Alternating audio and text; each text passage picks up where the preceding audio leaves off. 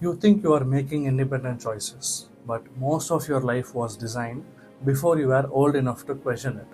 You were born into a system that needed efficiency, predictable people, measurable output, controlled environments, and school became the training ground. Sit still, follow instructions, don't question authority, compete for validation. And slowly, without anyone saying it out loud, you learned your worth is something you earn, not something you are. So, as a child, you adapted. When you performed well, you were seen, and when you didn't, something in you felt less. And that's where it begins. Not in adulthood, not in your career, but in a quiet, repeated experience of I am not enough as I am. You don't consciously remember deciding that, but your system did. And then you grew up, the structure didn't change, it just evolved. Grades became salaries, gold stars became promotions, and approval became status. And because it felt familiar, you never questioned it. Then something else entered the picture, not as the cause, but as an amplifier. A system that learned how to speak directly to that feeling inside you. You are not enough, but you can become enough. If you buy this, if you achieve that, if you become more. So you start chasing not just things, but a version of yourself that finally feels complete.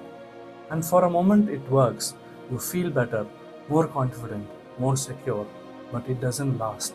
So you chase again because what you are trying to fix was never created in adulthood. You are not buying products, you are buying relief, identity, belonging, trying to prove I matter. And over time, this becomes your life, a constant movement forward with no real arrival. Until one day, usually much later, you stop and ask, I did everything right, so why do I feel empty? Because somewhere along the way, a very important part of your life was skipped. The part where you were supposed to ask, who am I? What do I feel? What do I actually want? Instead, you were told what to become. So that process gets delayed. And it returns later as confusion, as restlessness, as a quiet sense that something isn't right. But here's the part we don't talk about enough. This doesn't stop with you because if you're still carrying that feeling of not enough, you will, without meaning to, pass it on to your children through pressure, through fear, through the need for your child to be secure. And the cycle continues. Not because anyone is wrong, but no one stopped to question it. We stopped trusting ourselves.